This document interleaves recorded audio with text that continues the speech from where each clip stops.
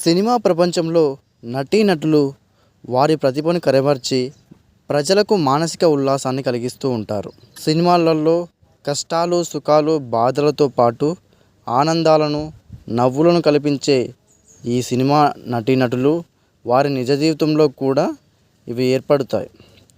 ఇటీవలే నటీనటులు కొందరు ఆరోగ్యపరమైన అరుదైన వ్యాధులను ఎదుర్కొంటున్నారు.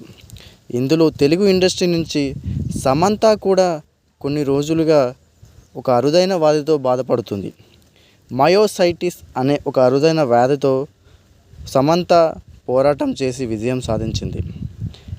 ఇటీవలే దంగల్ సినిమాలో చైల్డ్ క్యారెక్టర్గా చేసిన సుహాని కూడా ఇలాంటి ఒక రకమైన వ్యాధితో మరణించింది. అసలు సుహానికి వచ్చిన వ్యాధి ఏంటో తెలుసా? టెర్మియోసైటిస్ అనే ఒక వ్యాధి రావడంతో సుహాని మరణించినట్టుగా సుహాని తండ్రి తెలిపాడు.